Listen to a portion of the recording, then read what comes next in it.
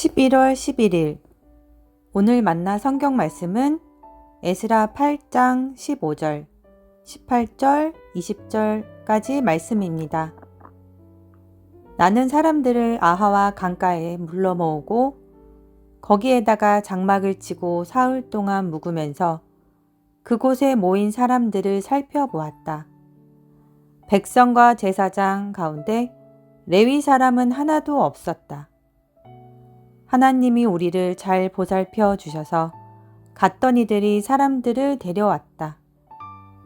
그들이 데려온 사람은 레위의 아들이며 이스라엘의 손자인 마흘리 자손으로서 아주 유능한 인재인 세레바와 그의 아들 및 친족 18명과 하사바와 므라리 자손 가운데서 여사야와 그의 형제들 및 그들의 아들들 20명이다.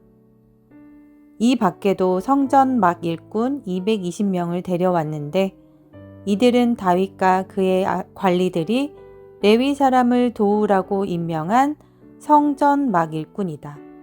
이들이 모두 등록을 하였다. 아멘. 오늘 만나로 만나주시는 하나님을 기대합니다. 에스라 8장은 2차 포로 귀환자들의 명단을 기록합니다. 이후 에스라는 이스라엘 백성을 아하와 강가에 모아 3일간 머무르며 살펴보았는데 한 가지 놀라운 사실을 발견하게 됩니다. 그것은 그 가운데 레위 자손이 한 사람도 없다는 점이었습니다. 15절 말씀입니다. 내가 무리를 아하와로 흐르는 강가에 모으고 거기서 3일 동안 장막에 머물며 백성과 제사장들을 살핀즉 그 중에 레위 자손이 한 사람도 없는지라. 오늘 본문은 2차 포로 귀환자들이 영적 개혁을 향해 나아가며 하나님의 말씀으로 공동체의 기초를 세워가는 중요한 출발점을 보여줍니다. 그런데 그 시작점에서 레위인이 한 사람도 없다는 진단은 매우 심각한 문제였습니다. 에스라가 아하와 강가에서 레위인이 한 명도 없는 것을 발견한 것은 공동체가 하나님의 말씀으로 세워지고 지켜지기 위해 반드시 필요한 기초가 무너졌다는 것을 의미하고 있기 때문입니다. 이에 에스라는 레위인들을 찾아 나서 사람들을 불러 모았고 이후 비로소 성전 예배가 정상적으로 가능해졌습니다. 개인적으로 말씀을 묵상하면서 그렇다면 이 시대의 레위인은 누구일까라는 질문을 하게 되었습니다.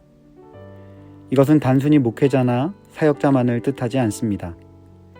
그렇다면 레위인은 어떠한 사람일까요?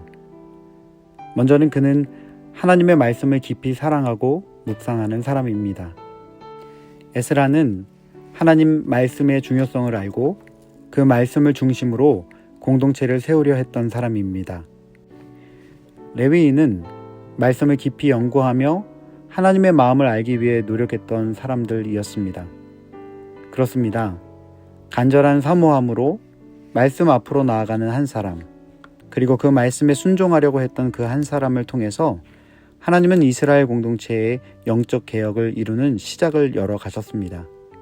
바라기는 오늘 말씀 앞에 머무는 저와 여러분이 하나님의 말씀을 깊이 묵상하고 순종하려 몸부림치는 그 한 사람으로서는 이 하루가 되기를 축복합니다. 두 번째, 레위인은 하나님 앞에 부르심을 받은 예배자로서 삶을 드리는 사람이었습니다. 당시 레위인이 예배와 기도로 공동체를 섬겼듯이 오늘날의 레위인도 중보자로서 하나님과 이웃을 잇는 통로로 섬기는 사람들인 것입니다. 그렇게 에스라는 공동체의 회복을 위해서 중보자의 역할을 할 수 있는, 그리고 하나님과 당신의 백성을 연결할 수 있는 레위인들을 찾도록 사람들을 보내게 됩니다. 그리고 모든 과정에서 하나님의 선하신 도우심을 경험합니다. 오늘 본문 18절을 개역 개정으로 읽어보겠습니다. 우리 하나님의 선한 손에 도우심을 입고 그들이 이스라엘의 손자 레위의 아들 말리의 자손 중에서 한 명철한 사람을 데려오고 또 세레베아와 그의 아들들과 형제 18명과 그렇게 선하신 하나님의 손길을 경험한 에스라와 일행들은 결국 39명의 레위인들과 220명의 레위인 예배자들을 찾아 돌아옵니다. 그렇습니다. 이 시대의 레위인은 특정한 목회자나 사역자를 이야기하는 것이 아닙니다.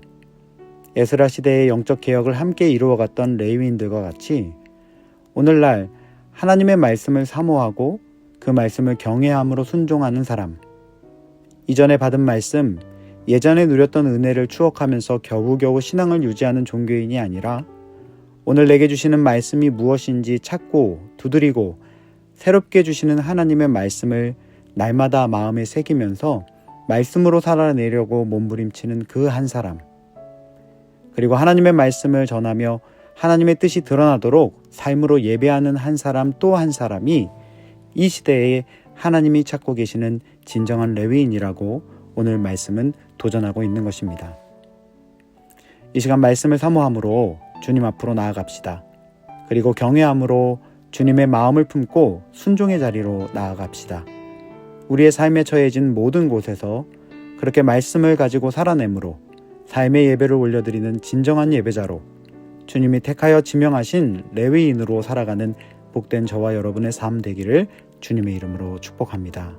기도하겠습니다. 오늘도 우리를 불러 모아주시고 말씀으로 우리의 길을 인도하심을 감사드립니다. 에스라 시대의 레위인처럼 저희도 말씀을 사랑하고 깊이 묵상하는 마음을 허락해 주시옵소서.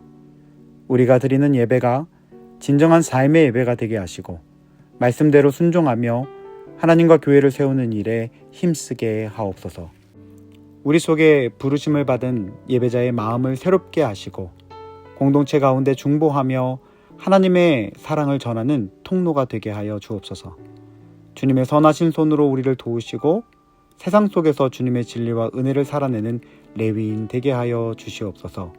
예수님 귀하신 이름으로 기도합니다. 아멘. 이제 두 가지 제목으로 함께 기도하겠습니다. 먼저는 우리 속에 부르심 받은 예배자의 마음을 날마다 새롭게 하시고 공동체 안에 중보하며 하나님의 사랑을 전하는 통로로 온전히 사용되는 레위인이 되게 하옵소서 기도합시다.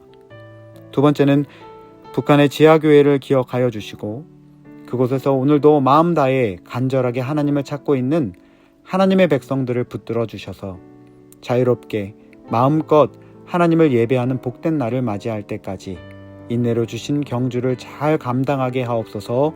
우리 나눈 기도 제목을 가지고 기도하신 이후에 개인 기도 하시겠습니다.